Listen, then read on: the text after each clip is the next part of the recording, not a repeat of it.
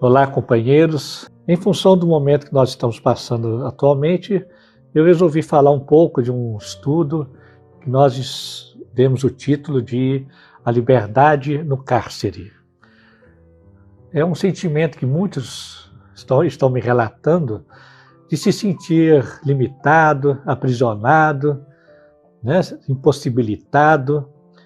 Então, nós vamos buscar na experiência de um psiquiatra que eu admiro muito, Viktor Frankl, é um psiquiatra judeu, viveu na Áustria e vivenciou a teoria da proposta sua em psiquiatria durante 4 anos em Auschwitz, no campo de concentração. Sem dúvida nenhuma que não compara 4 anos em Auschwitz com o que nós estamos passando. Mas na sua essência, na proposta, é que nós vamos perceber que tem uma semelhança, que é de buscar sentido a tudo aquilo que nós passamos. E no caso dele, foi um horror. 4 anos em Auschwitz. E lá, ele estudando a si próprio e aos outros, foi percebendo etapas que iam acontecendo ao longo do tempo, que eram acompanhadas de aquisição de valores espirituais profundos. Então, ao analisarmos essas etapas, eu percebi que tem algo de comum com o que nós estamos passando. Quando eu percebo as pessoas, algumas ansiosas com a questão do contágio, outras aflitas com a solidão, outras não dando conta mais da confusão em casa, outros estão quase que aprisionados mesmo, há quase 60 dias sem sair de casa. Então nós vamos buscar nas reflexões de Viktor Frankl algo que possa dar sentido a esse momento que nós estamos passando. Lembrando, na pergunta 258 do Livro dos Espíritos, que o espírito, antes de reencarnar, ele escolhe as suas provas. Provas adequadas, aquelas que vão facultar a todos nós desenvolver o que nos falta. Nos falta do ponto de vista do espírito. E nessa pergunta mesmo, o Espírito da Verdade responde que se um perigo vos ameaça, não fostes vós que o criou, e sim Deus. Então isso faz parte de Deus, que Ele quer, através dessa desventura, trazer-nos uma aventura espiritual. Então, Viktor Frankl, como eu disse, era um judeu, já era reconhecido, psiquiatra, já estava com seu passaporte pronto para ir dar aula nas faculdades dos Estados Unidos, quando a Segunda Guerra estourou. E ele ficou em dúvida se deveria ir para os Estados Unidos ou não. E ele, muito religioso, perguntou a Deus, pediu a Deus, me dá um sinal, Senhor. Foi quando seus pais entraram em sua casa, apavorados, agitados, e ele disse que foi, pai. E eles comentaram que os alemães haviam invadido a sinagoga. E a única coisa que eles conseguiram salvar foi uma pedra contendo os 10 mandamentos. Um pedaço da pedra contendo os 10 mandamentos. E aí Viktor Frankl pergunta, o que está escrito nesse pedaço? Honrar pai e mãe. Ele entende que Deus o chamou para uma missão. Ele rasgou o visto, ficou com os pais, a esposa e foi para o campo de concentração de Auschwitz. E lá então, nesse estudo, ele percebeu várias etapas, né, que não são etapas tão cronológicas, mas de alma, que nós vamos estudar agora uma por uma, tentando fazer uma analogia com o momento que nós estamos passando. A primeira etapa, ao ir para o campo de concentração, foi o da desinfecção. Todos eram desinfectados, banho, e tudo que eles possuíam lhe era tirado. Tudo, não sobrava nada. Era aquele momento em que eles começaram a viver, tirar de si todo o supérfluo, todo o desperdício, uma simplificação da vida. Parece muito com o que está acontecendo hoje. Nós não estamos em condições muito de supérfluos, estamos vivendo com o que é necessário, e alguns até mais, e simplificando a vida. Olha que incrível, gente. Aqui em casa está assim, está a maior graça, sabe? Dá um tal de fazer um mexidão para aproveitar o de ontem e o de ontem de ontem, e um mexidão gostoso e está valendo. De repente a vida toda está sendo simplificada, o supérfluo está sendo eliminado pela impossibilidade. O segundo momento, a existência nua e crua, ou seja, não lhes restava mais nada. E às vezes nem os familiares mais. A esposa dele havia morrido, os pais, e ele constatou que o que restava de si era a melhor parte, que era a dignidade de dar respostas novas ao horror. Isso ninguém era capaz de tirar deles. Que era quando ele via muitas vezes companheiros indo para as câmaras de gás, com a cabecinha em pé, em oração, com a expressão leve e feliz. Porque fez uma resposta de morrer com dignidade. Dar respostas novas a cada momento, dessa estranheza que nós estamos vivendo. Com os filhos em casa, com a confusão do home office, outros em solidão necessária para entrar em contato mais íntimo com Deus. A terceira etapa que ele percebeu, então, foi o desnudar-se. Ou seja, ele não tinha mais nada. Nada mais temos a perder. Nada. Era a falência do ego. Ou seja, já não havia mais a vaidade, as exigências. Exigir o quê naquele campo de concentração? E está acontecendo isso hoje. Uma companheira me relatando, em seu home office, ela trabalha num local, numa empresa, e a sua chefe, a sua superior, exigindo dela fazer as coisas, fazer bem feito, e ela não dando conta e desesperada, e a chefe cobrando, até que ela se rendeu e disse para a chefe: eu não tenho condições de fazer melhor. E olhe por quê. E mostrou com a câmera do celular a casa dela. A confusão que estava a casa dela. Ela não tinha lugar para trabalhar em home office, os filhos em cima dela e aquela baguncinha. A chefa se condoeu, olhou aquilo e disse para ela: tá bem, pode deixar que eu faço para você. Olha que coisa linda. Antes, é aquela pressão nas empresas de produzir, performance, aquela pressão de cima para baixo, todo mundo querendo dar conta por medo de perder o emprego. No limite da exigência, a gente encontra a nossa indigência. E na indigência, a gente se abre para acolher a própria dor e a dor do outro. E algo novo e belo acontece. E ele percebeu isso lá no campo de concentração. Não tinha mais nada a perder. Não tinha falência do ego. Mas aí ele percebia um outro momento, que ele denominou o momento da apatia. Dava a sensação que as pessoas estavam morrendo antes de morrer de fato. Em linguagem nossa espírita, morrer antes de desencarnar. E ele percebeu que aquele momento de apatia era necessário também. É aquilo que nós compreendemos no Evangelho do Cristo. É necessário que a semente morra para nascer o trigo. E foi ele que percebeu que a árvore vem da semente. Porque depois da apatia, algo novo começava a acontecer, que ele denominou a constatação do que mais dói no ser. Não é mais o que fere o corpo, que o corpo não tinha mais onde ser ferido. A desnutrição, o horror das feridas, dos traumas, eram aliviados pelo choro. O edema da desnutrição, o inchaço da desnutrição, era aliviado chorando. Mas o que mais feria a alma nesse momento, depois da apatia, era a revolta pela injustiça. E é o que a gente está vendo hoje, né? Uma briga de verdades, de ideias, revoltas pela política, pelo ministro da Saúde, pelo fulano, ciclano. No próprio meio médico se desentendem, gerando sentimentos de indignidade. E o que é verdade? A verdade está pulverizada. Nesse sentimento de injustiça que lá no campo de concentração de nada valia, porque poderia valer a morte antes do tempo, fez surgir então o terceiro momento, o nascimento da humildade.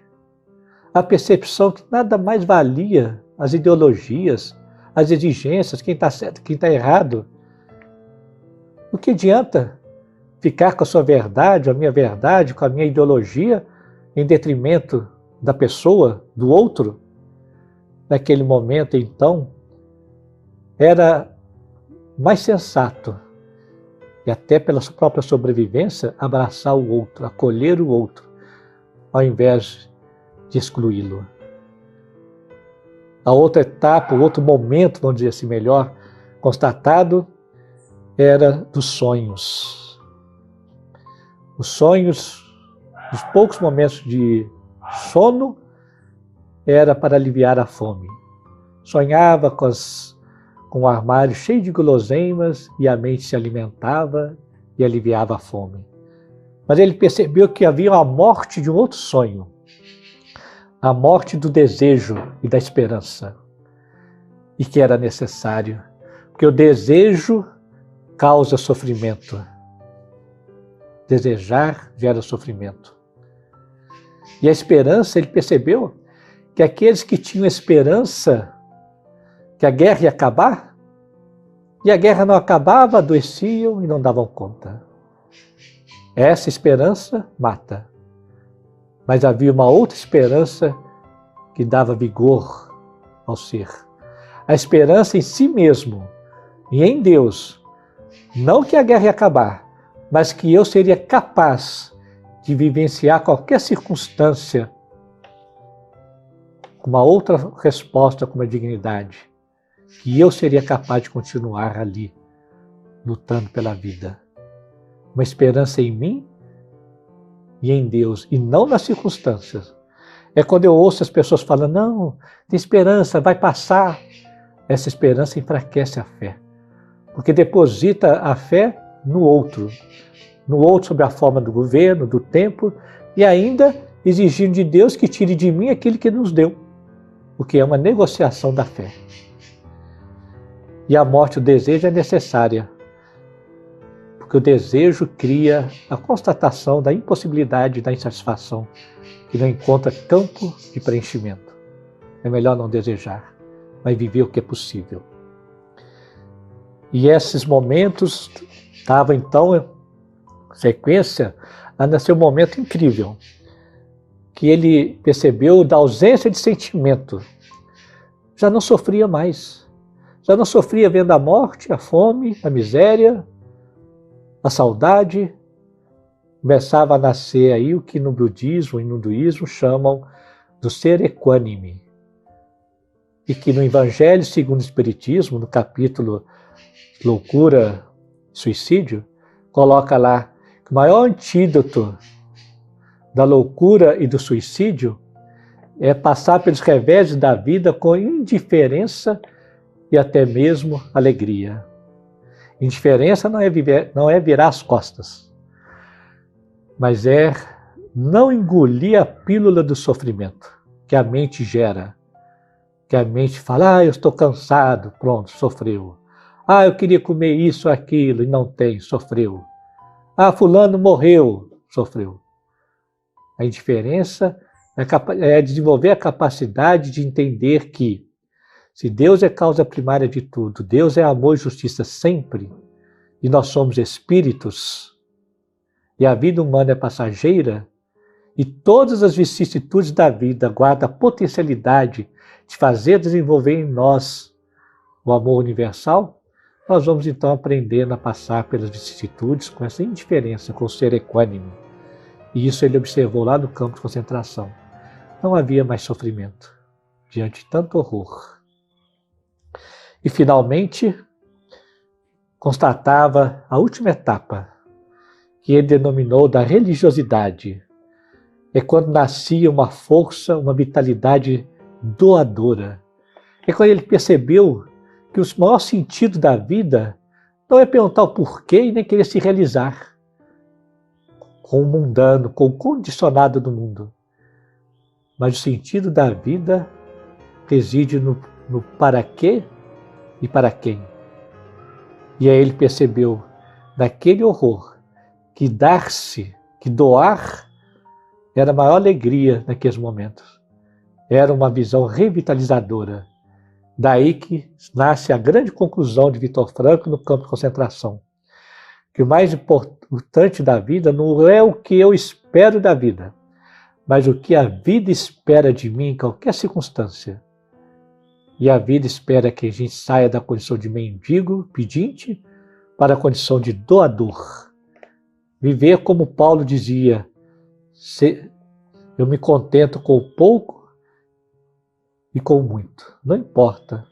Pouca coisa me agrada, mas me contento com pouco.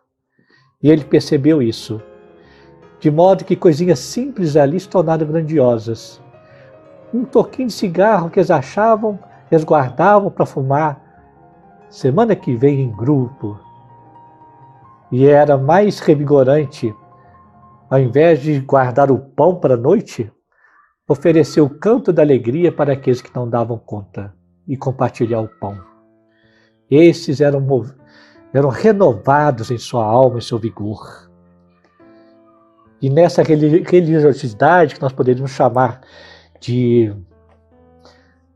viver como espíritos na Terra, né? Uma espiritualidade intensa em meio ao horror, ele percebeu que o humor era fundamental. Transformar horror, desgraça, em graça. Essa é a essência do palhaço. Assim eles reuniam, contavam piadas e riam da própria desgraça. Aquela vasilha que de manhã recolhia o pão, à noite era usada para recolher as fezes. E eles riam. Nós estamos no momento de rir de não dar conta, de rir da loucura que muitas casas estão com os meninos sem aula e os pais em home office. Rir de tanta coisa que a gente queria e não é possível. É a alma do palhaço transformar desgraça em graça. E é isso que Deus faz conosco. Cria uma desventura, uma desgraça, para nós aprendermos com isso, nascerá a graça do Espírito. Não só Viktor Frankl viveu essa experiência e essa conclusão que a verdadeira liberdade alcança no cárcere, mas nós vamos ver a mesma fala em Sócrates, que não se sentia preso. Paulo de Tarso, quando o soldado abriu a cadeia para ele fugir, que não se sentia preso. Gandhi, Mandela, Mujica, todos eles agradeceram os momentos de cárcere. E foram graças a eles que se tornaram o que eles foram, e o Mujica ainda vive entre nós, relata, e graças a eles que se tornaram o que foi. E assim como Mujica, que ao ser liberto e se tornou presidente do Uruguai, retornou ao seu local de cárcere, né, a sua cadeia, a sua solitária, e cumprimentou todos os soldados, os carcereiros, dizendo que eles cumpriram a sua missão. Fizeram o que tinham que fazer. E graças a eles, que ele se tornou o que ele é hoje, um exemplo de presidenciável.